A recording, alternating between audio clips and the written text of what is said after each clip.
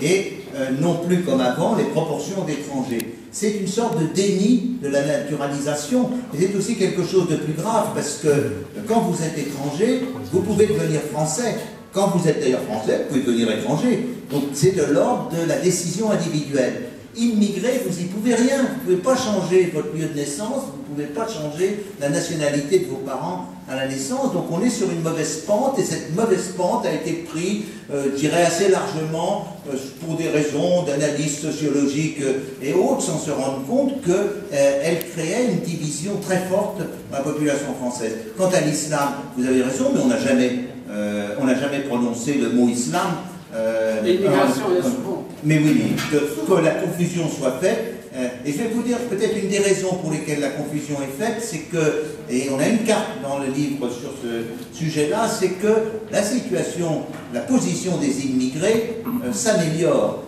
D'abord, les immigrés qui arrivent actuellement ne sont plus du tout les immigrés qui arrivaient dans les années 60. Les immigrés qui arrivent ont en général un bagage d'études. Vous pouvez prendre les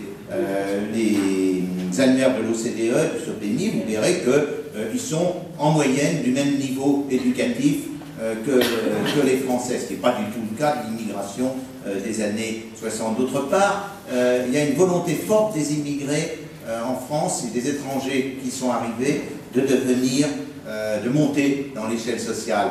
Certains ont dit qu'il y a une volonté de revanche sociale, parce que souvent, ils proviennent de milieux, par exemple, c'était classique pour les Polonais ou les Italiens, pour les Portugais, de petites bourgeoisies en descente sociale, pour lesquelles l'immigration a été le moyen de contrer la descente sociale et donc de poursuivre ou de rechercher une ascension sociale. Et donc, dans les années à venir, la position des anciens immigrés ou des anciens étrangers va vraisemblablement s'améliorer, d'autant plus que eux, ils sont dans le centre et à proximité du centre des villes. Ils sont, eux, dans des positions dans l'espace qui sont favorables. Et le tournant qui a commencé à stigmatiser plus l'islam que l'immigration, à mon avis, répond à cela, c'est-à-dire que désormais, l'islam, c'est une sorte d'idéologisation de l'immigration, parce que le concret de l'immigration est en train de changer très rapidement.